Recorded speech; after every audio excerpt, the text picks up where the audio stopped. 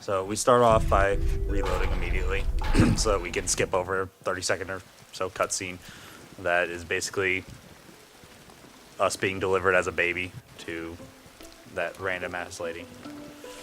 And we kind of run through the city while being chased by Russians in the rain for no apparent reason for quite a while.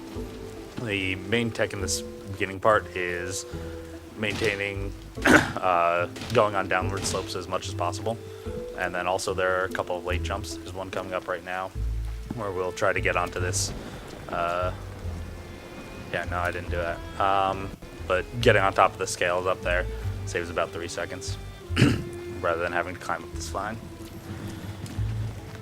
And we'll continue on and continue to try to go on slopes. Overall, there's not too much that you can do to save time in this city walking section. This game is a 2D Metroidvania platformer, puzzle platformer, I guess, and it's completely based around magnetism. So that's basic magnets, positive and negative poles. There's red and blue, opposite attract, similar ones repel.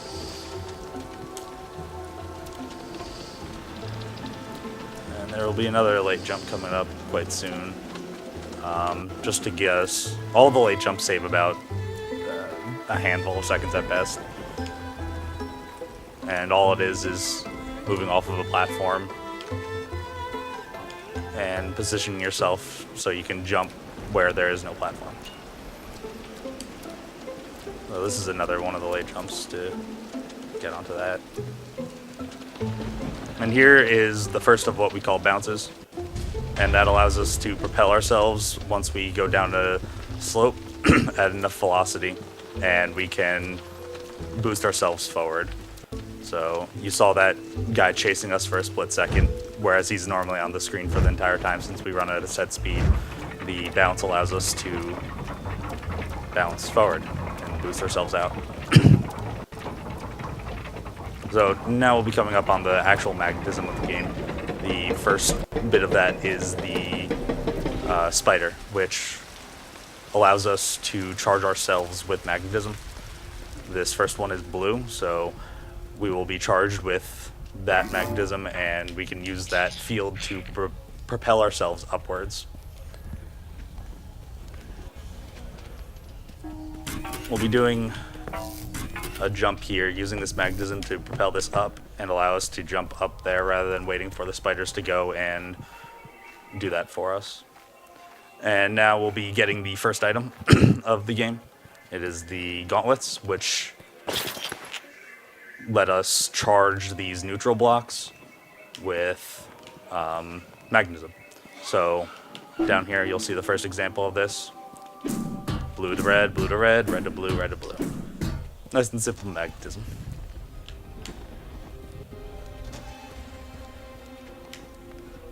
Same concept in this area. Red allows that to propel down. And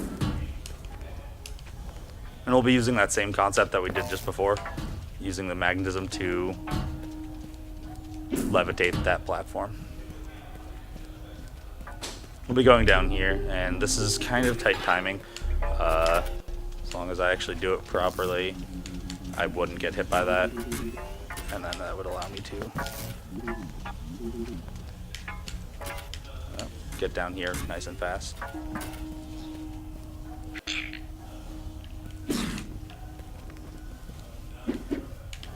Gotta wait for this guy to come back to me.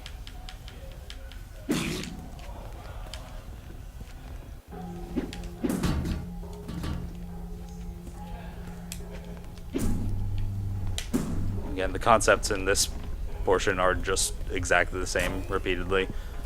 We can use that red to propel that block over here. We're just going through normal puzzles at this point. If we get hit by one of those, we'll get propelled into the magnetism to the left and die immediately. There's no health in this game. You just have one shot and you're dead.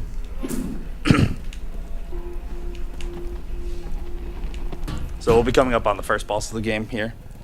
His name is Furnace, and he is a trash compactor, I guess. He will send these boxes down and try to push us into his furnace. And then we will magnetize his boxes and make him eat it. And despite him being a trash compactor, he dies from eating trash.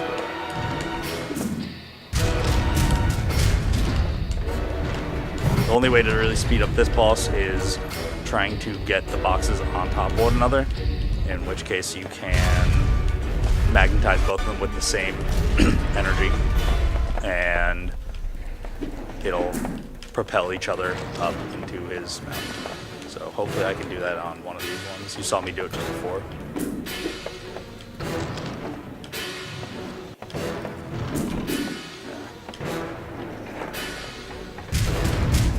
There are 3 phases to this, so there will be one more. Each one the conveyor belt below speeds up.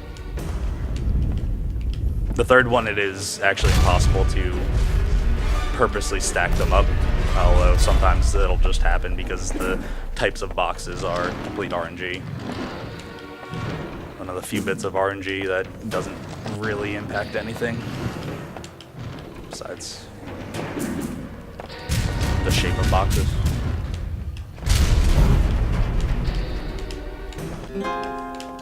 We'll be jumping up here, and we can collect the second item, which actually breaks the game.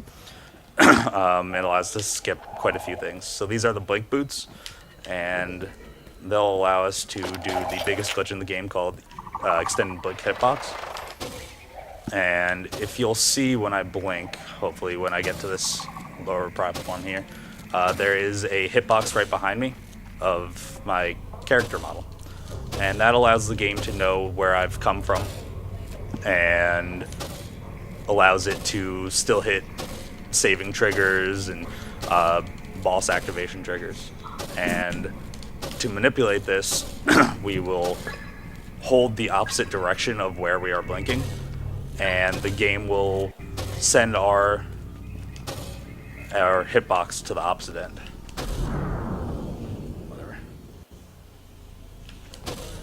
So the game thinks that we are actually blinking from the opposite direction, allowing us to skip over a number of triggers. And you'll see the first example of that coming up on the second boss.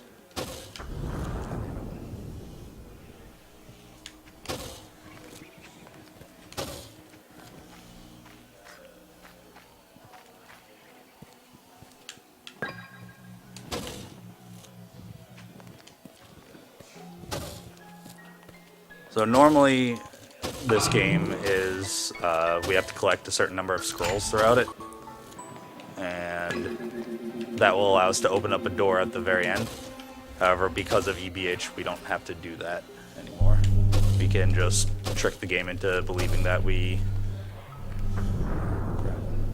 already opened the door by placing our hitbox on there.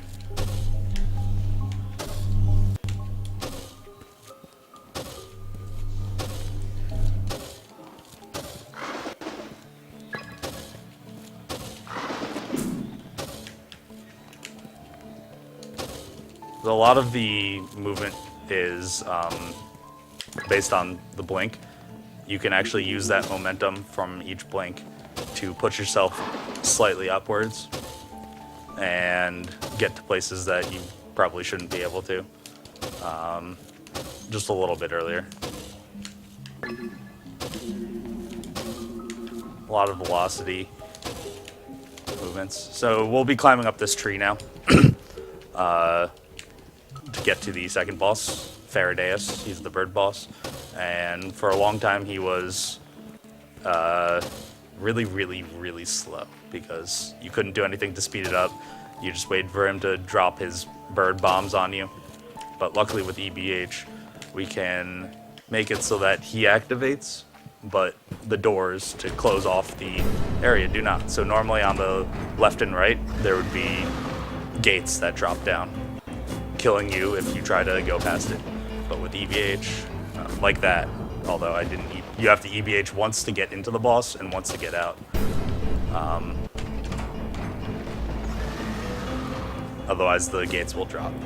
So we blink right through him, and then we can get straight through that boss. So this is the third item, the cloak. It allows us to do what that spider did and magnetize ourselves with the two different poles, red and blue.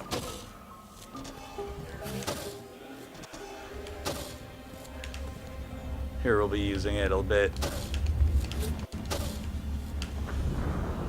to not die.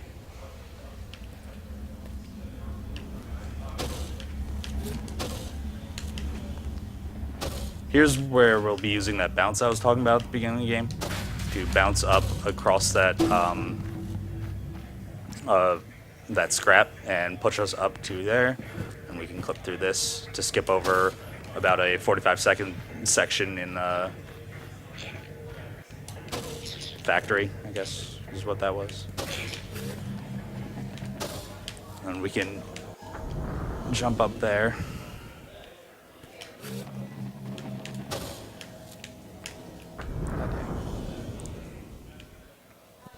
You have to position yourself properly on the bull horns in order to jump across that. And we can get to this gigantic puzzle. This puzzle, casually, I think it took me like 2 hours to figure out. It's because the way the blocks work is extremely weird, and I didn't understand it fully. I was actually afraid when I started speedrunning this that we would have to do it all the time, but luckily we can jump through here. Position myself. And not have to go through the entire ordeal of moving blocks in the right positions to push everything up. Here we'll be using another EBH to get through this gate.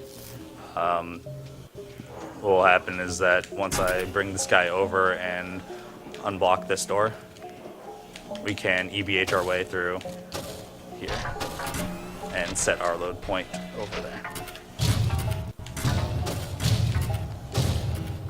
And that should set it. Or not.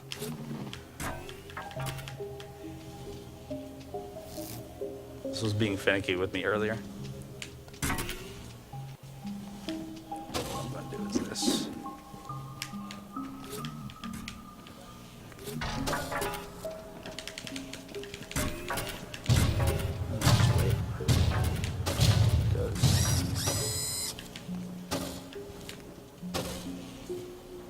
So you just have to wait for that guy to go over to the block on the very left, and I'll magnetize that and allow us through.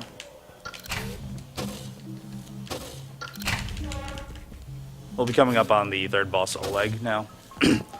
Oleg is the one who was supposed to chase us at the beginning, but we boosted our way out of that section.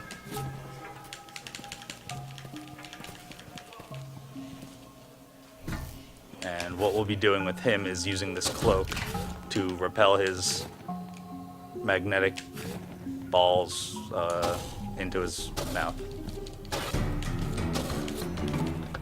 And normally what you would have to do on this is go up onto that top section and open up the gates, but by positioning ourselves just so we can angle them through them so that he doesn't, so we don't have to wait on that. This third section, as is with most video games, it's the rule of 3. You have to do everything 3 times. This third section is RNG, so we don't know which one it is. And so we pause buffer there really quick so that we can see it before it hits us. The strategy used to be that you would just hold down a button and hope for the best. So you would die half of the time and just reset. That's pretty much it. Because it just saved, I mean, it only saved about 10 seconds, but at the time the record was close enough where it actually mattered. This is the hamster ball section. You can actually do this without the hamster ball, but 1, I really like the hamster ball, and 2, wow, okay. 2, it is extremely difficult to do it without the hamster ball. And it only saves about a half second to a second.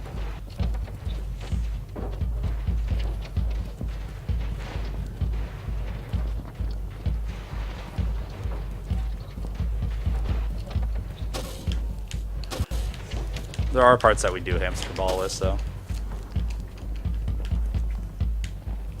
Right here, we'll jump off onto this so that we can get up here and not have to go around.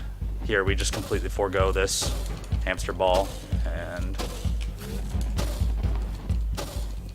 propel up there. This part you can also do a hamster ball list, but again, it's more fun to do it with it. And it actually saves no time in this section. Do not use it. Although it does look kind of neat.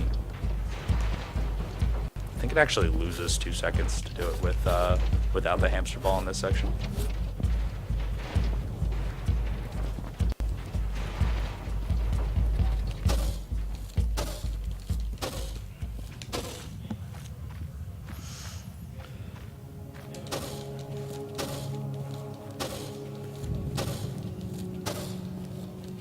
So for some reason this right here was the hardest. Oh, and I actually didn't do it.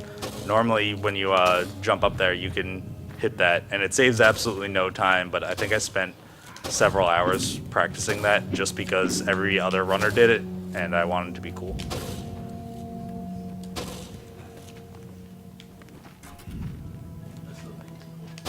Thank you. And now we're going to be coming up to every runner's favorite part of the game. This guy. His name is Richard. We've nicknamed him because he's a dick. And he slows down the run. Because you have to just wait. There is nothing that you can do about this. You just wait for him to run back and forth.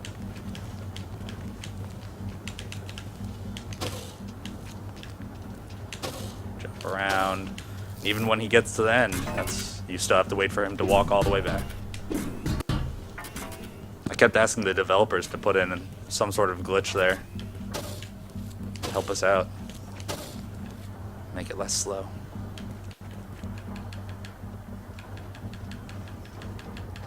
And now we wait for him to hit this block so we can finally actually move again.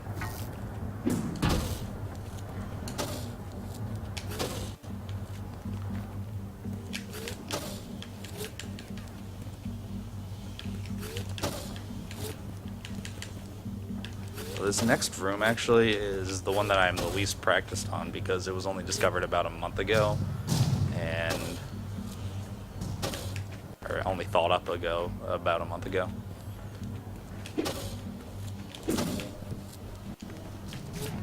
Oh, I guess I'm not going to do that.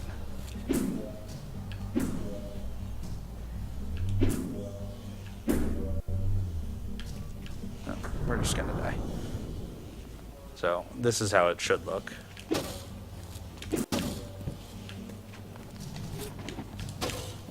So that's how it should look if I had done it right the first time.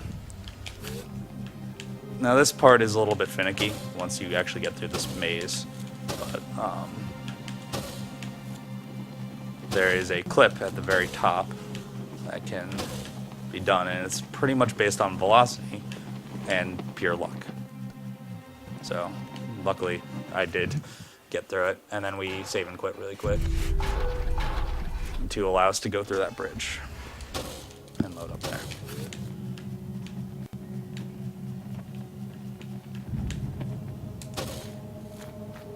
And we'll climb up this tower for a while to collect the final item, the staff, which allows us to take the gauntlets and shoot that magnetism out, and we'll use it directly to kill the final, or not the final boss, the next boss.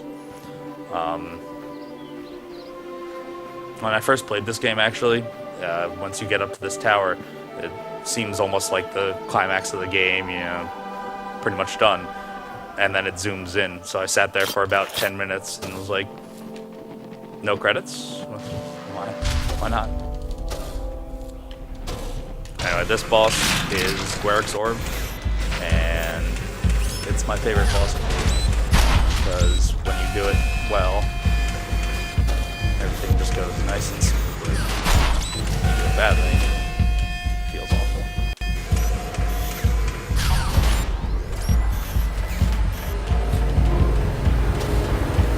Float around him, do a couple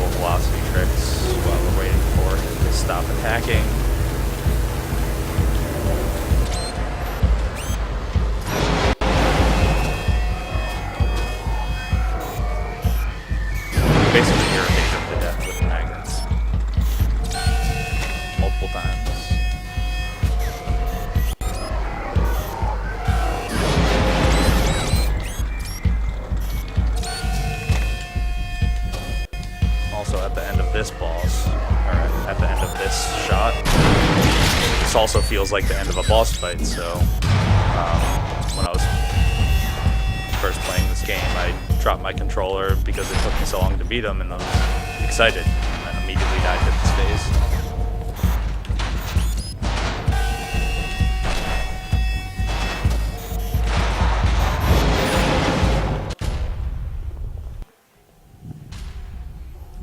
And this guy that we fought last, he helps us out and gives us our staff back for unknown reasons. Became a cool guy. So this, coming up, you'll see the scroll room where we're supposed to have 15 scrolls in order to open the door to get to the final boss. So normally that would fill up around, but luckily there we go. Do the same thing there. EBH and set my load point to be to the left, and the door just opens. So we don't have to actually collect any scrolls. Yeah.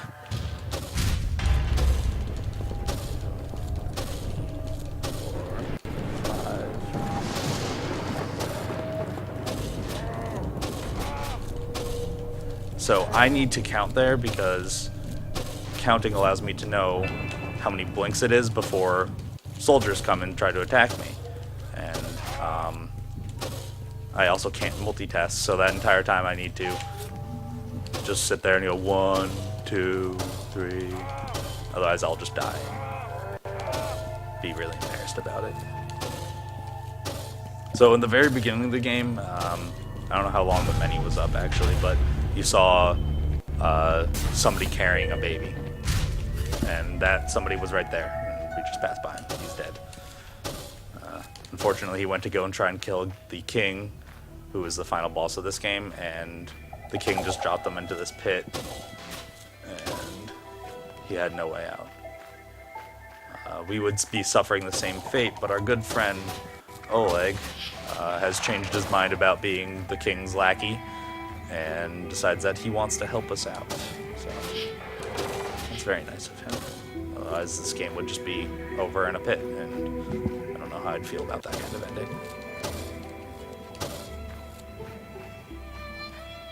So here he is. Once we walk up and see this completely locked down, comes up and pulls this lever to help us out, and then leaves, never to be seen again. In the lore, he's actually told that my race of people killed his family, so I guess he has a decent reason for hating us originally. Anyway, so we're going to be coming up against this last boss, the king, and he has a lot of RNG, can lose up to a minute on him, and it's really just not a fun process to go through. Takes about like 4 minutes to actually beat. So instead of actually doing that, we just EBH right through his trigger and complete the game. That's it. That's Teslagrad.